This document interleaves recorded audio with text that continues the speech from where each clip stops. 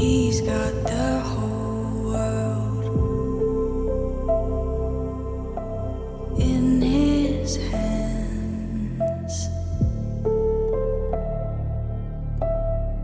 He's got the whole world.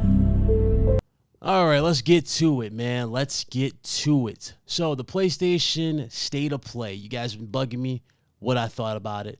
Let's talk about it. So like I told you guys going into this State of Play, expectations were extremely low, and I did not necessarily care about it to begin with. Didn't even bother streaming it. Everybody's getting all crazy. Everybody's acting like we're going to get some new shit, even though they told you in the fine print that this is not going to be showcasing anything substantially new, but just updates of stuff that you already knew about and where they're heading. So with that being said, there was some new stuff here that was shown. So Sony did show a little surprises here and there. But you can tell by my enthusiasm, I wasn't impressed by a lot of stuff that was here. In fact, I felt insulted by one particular announcement entirely. But we're going to get into that as we go in here, all right? So, again, State of Plays are meant to be short and sweet and to the point. And they did get a lot done in 27, 28 minutes, so I would give them props there. They did a good job in terms of getting everything out there. No problem. Let's get into the content. So the first game they showed was a game called Baby Steps. Basically, you're playing as a drunk individual, and you got to get him from point A to point B. That's just the basics of what I've seen. I was so out of it, I toned it out of my brain, but that game was shown at the showcase. Do you care? Let me know in the comment section. The second announcement was Roblox coming to the PS5, finally. So, yeah, there you go. Moving on. PlayStation VR got some goodies. Ghostbusters Rise of the Ghosts was shown for PlayStation VR. I don't even remember if this was shown before. I don't know. That's how you know I'd be checking out when it comes to these VR announcements. But they showed that off. Looked good. No complaints there. VR is pretty much getting a lot of support. So it's good. It's a $400+ peripheral. You're getting, content for it. You need content for it, number one, for it to, be relevant. So they're doing a good job in supporting VR. I wish I could say the same thing about PS5, but we'll get into that in a second. Anyway, probably my favorite announcement of the entire showcase. Be like, wait, what? This early? Yeah, my favorite announcement from the entire showcase or State of Play was Resident Evil Separate Ways. I've been waiting for that for a minute. I was hoping that was going to come out this year, and it is indeed coming out this year in September. So right after, right, like literally at the end of September, I'll be playing that. So that's going to be fun. You're going to see Lily Gal finally get, all the way as Ada Wong. You're going to be able to play as her. That's cool. I'm looking forward to seeing how she does in there. It's sad that Lily Gall dealt with so many weirdos in regards to this game, though. Like, they were complaining that she didn't sound like the OG actress, or she didn't have the same mannerisms as the OG actress. Even though if you played the game and you actually beat it and saw the ending, you can clearly see they're just fixing the wrongs with select characters and going a different route. Hence why everything is completely different. But I digress. They also announced VR. This particular game, Resident Evil Separate Ways and Resident Evil 4 Remake, both are getting VR support. It looks great. VR, again, is killing it. I love what I saw there. Great. Good job. I got no complaints whatsoever. That is definitely worth an investment if you are a VR fan. This is where the conference started to dip for me. They showed Avatar. Now, to be fair, I'm a big fan of the movies. I especially love Part 2. Mostly because it expanded upon the world and they gave you more context. So it was cool. Avatar Frontiers, I think that's the name of it. Yeah, Avatar Frontiers of Pandora. It looks good. It looks better. It has gotten better in terms of visuals from what we've seen prior. It does look good. Personally, though, if you paid attention to a lot of the stuff that they were showcasing, a lot of the set pieces and whatnot, it's literally ripped from the first movie, like shot for shot, and how they're going about it. Instead of it being Jake Sully leaving the human race and becoming a Navi of Pandora, or whatever, it's a female soldier this time around, and she's doing the exact same thing. Same type of shots, all that stuff. It's the exact same thing. Do you care? Let me know in the comment section. Personally, it could be a sleeper hit. It could very well be a flop. I personally don't really care. I don't really care enough to really try it, to be honest with you guys. It's just not for me. It's just not for me. I'm going to say it right now. We saw a quick little demo of Blade Runner 2. Or Ghost Runner 2. I said Blade Runner. Ghost Runner 2. Moving on from that, we also then get into the cringy part of this entire state of play. So what did I say in my rant in regards to PlayStation? I counted them on my hand here. There have been more talks of hardware from PlayStation than it has been for first-party content or software in this regard, right? We had a PS5 Pro being talked about, PS5 Slim, which was shown, the little prototype. We have a portable that was announced, which everybody's hating on. New earbuds for the PS5 that are wireless, and a new headset. That's 5 pieces of hardware right now. Well, now we can add 8 on top of this with the new PlayStation 5 plates. That's right. Sony found time to include 3 additional PlayStation 5 plates for the PS5. A volcanic red, cobalt blue, and I think it's sterling silver. And also new controller colors that match, you guessed it, the actual design. And mind you, they just upgraded the tier for PlayStation Plus in terms of how much you pay for it. They upped the price hike. They did a price hike for it. And this is what they're showing. Yeah, that whole meme, PlayStation is for the payers, is definitely becoming more and more relevant as I continue to go through this show. Moving on. Helldivers. A lot of people were talking about Helldivers. Some people mention me, say, "Yo, you miss Helldivers. Helldivers is more likely coming out for 2023." You would think, right? You would think. First of all, let's talk about the game. Looks amazing. Looks great. I might actually play that. I might actually give that a shot. It looks really good. Shout out to the team. Helldivers is coming out in February of 2024.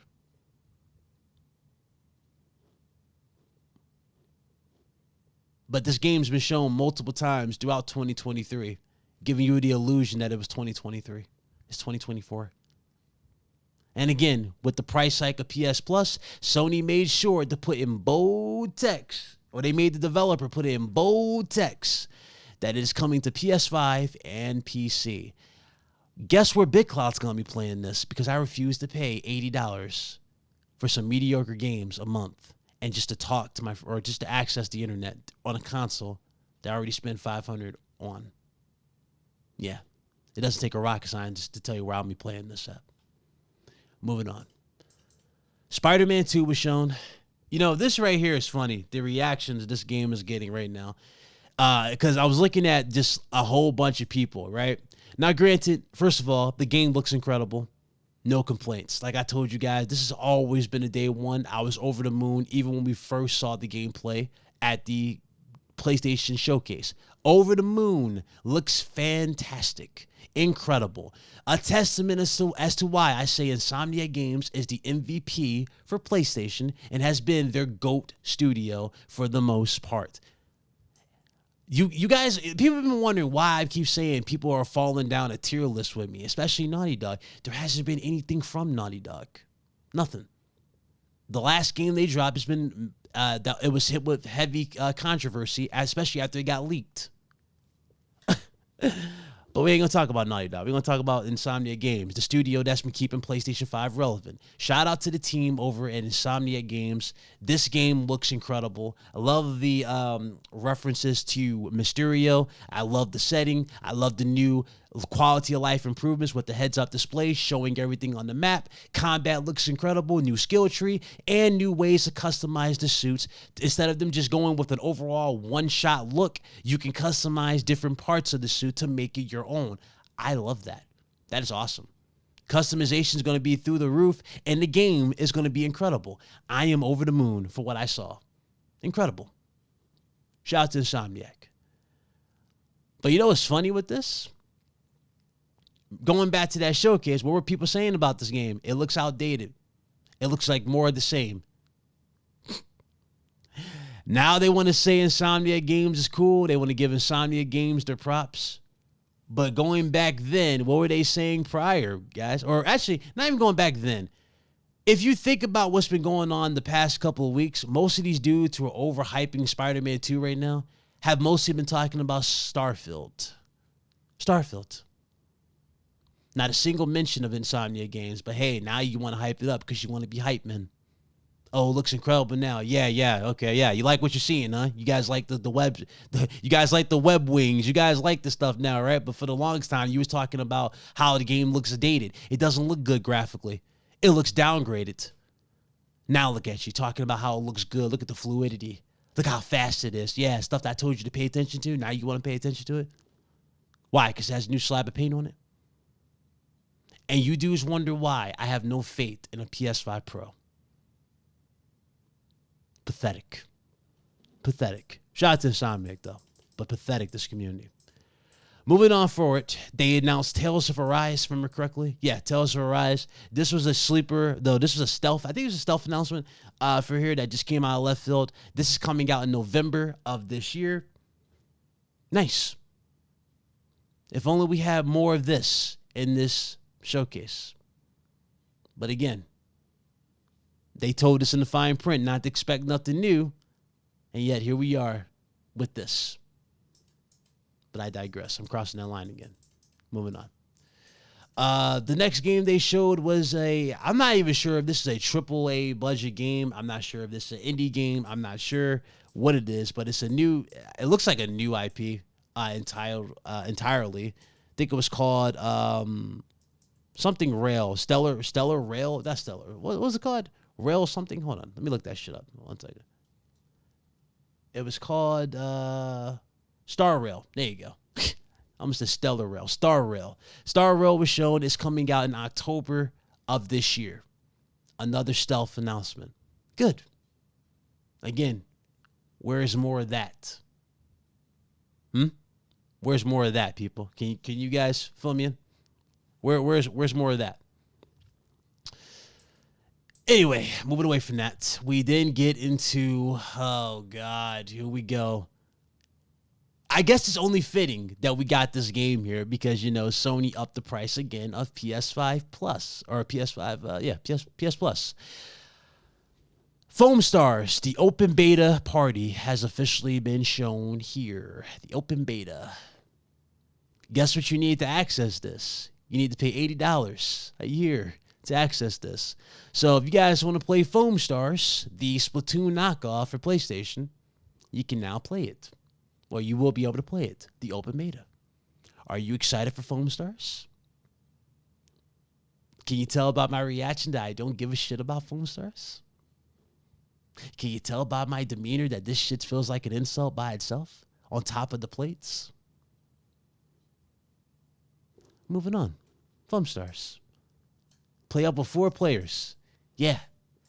And then, of course, the announcement that they saved for last, aside from the other Spider-Man thing, of course, Final Fantasy VII Rebirth. Said that in my video going into this. I expect that here and really not really surprised that it's shown here. But what a lot of people, I guess, were shocked by, well, not really shocked. A lot of people have kind of just like accepted it because, again, it has been a crowded year for the most part. But at the same time, it goes back to what I said before, especially looking at 2024. 2024 was looking very spooky.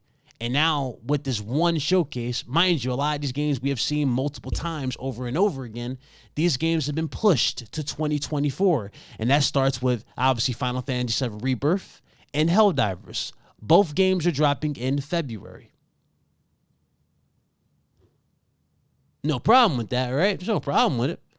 But it makes you wonder, what else is there? What else do we have to look forward to in 2024?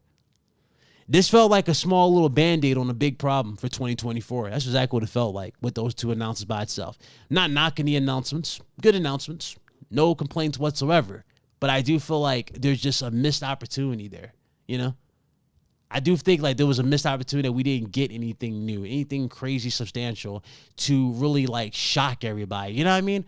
Nothing. You know what would have been great if they just like had a mic drop moment and we heard someone playing a flute. We saw a bunch of leaves going everywhere. We heard swords clashing. And then title card, Ghost of Tsushima 2. 2024, expect more or something like that. That would have been cool. There was no mic drop moment. Anyway, the show, before the show closed, they got into a montage for Spider-Man 2 because, of course, they got to. The game launches next month. And they showed off, again, customizations, what happens, you know, the deluxe edition, all that stuff. You guys already know the collector's edition. So that's basically everything that was already confirmed. They gave you a recap of what you're going to get in that particular at the end of the montage. Listen, man, this is where I'm going to get into my final little take on this, man, and I'm going to give you my review. First of all, I'm just going to cut right through the bullshit. My review for this showcase, if you haven't already told by my demeanor. In fact, I suggest you look at just the demeanor of a lot of PlayStation-centric guys, like Jack Move Johnny. You can tell by me before I even say mine, but Blaze 4K, everybody's demeanor was like so dumbfounded by the showcase. You know, everybody was dumbfounded. But what's funny to me is, like, at the end of the show, and I'm, you know, and I go to Twitter and I go on YouTube, I'm seeing dudes giving this shit 8 out of 10s, 7 out of 10s, 9 out of 10s, 10 out of 10s, and they're like, yo, the reason why it's a 9 and 10 and 7 or whatever the case may be is Spider-Man and FF7 Rebirth. And I'm like, you've already saw Spider-Man 2. They didn't do anything new with Spider-Man 2. It's the exact same thing that we've already seen. You are already sold on Spider-Man. That's if you're a fan, right? If you're a fan, you were already sold on Spider-Man 2 with the first showing. And you didn't believe the bullshit that these dudes were trying to say. It was outdated. But besides the point, Spider-Man 2 and FF7 Rebirth. FF7 Rebirth comes out next year. That's next year. The only thing substantial that was shown here, and Tales of Arise, but nobody's talking about Tales of Arise. It's mostly FF7 Rebirth and Spider-Man. Personally, I'm going to keep it a buck with y'all. I was very underwhelmed by all this. And my reaction is simple, or my review is simple. You know, this was an average show. It wasn't even above average. It was an average show. If I said it was a 5 out of 10, I'd be dishonest with you. And this is where the PlayStation fan in me is just being honest. If I was to say this is a 5 or a 4 out of 10, that is just me being dishonest. It's not that low. I think it's safe to say it is not that low. It's not a 2 out of 10 or a 1 out of 10. It was an okay show. But from what we've been seeing with PlayStation, it ain't nothing to write home about. It's not. My review for this show, you know, is very simple. It's a 6. It's a 6. There's nothing else I can really say. It's a 6 out of 10. I didn't see anything worthwhile that caught my attention. There was nothing that blew my mind. There was nothing that was just like, yo, you're good, fam. 2024 is your year. You know, you bought into a new box. You're good. No, there was nothing. It was just like, bro, this is just Sony going back to their old roots. And I'm like, bro, this is a worse time to do that. The ABK deal is about to go through. Microsoft's getting better praise now. Starfield is doing what they wanted to do. You know what I mean? You would think that with the way the hype train has been with PS5, you would want to continue with that. You would throw gasoline on it. Bruh, I do not care about 90% of the announcements at this show. I don't care. And I'm not the only one who feels this way. I'm just not. But hey, let me know in the comment section below how you feel. This is me being honest. This isn't me like, you know, because people are going to say that, oh, this is you turning into a PC guy. No, this is me being honest. I don't feel the magic right now. I don't feel the hype or crazy feels, the good vibes out of PlayStation right now. I just don't. There was no excitement in the showcase. It just felt like, hey, let's go from point A to point B. And also, fun fact. Here's a fun fact. You notice how they didn't have Jim Ryan showcasing everything as if that was going to make everything even better. Y'all notice that? Like, they got Jim Ryan out of the state of play thing and got him doing whatever. He just went right back to talking business, and he's not even in the state of play. They flat out got somebody new to tell us the news at this show, at the state of play. Is that going to be the staple going forward? Is Jim Ryan getting too much heat and he can't take it? I'll leave that for you guys to discuss in the comments. I'm out of here. All right. Appreciate y'all for watching. Peace. He's got the whole world in his hands. He's got the whole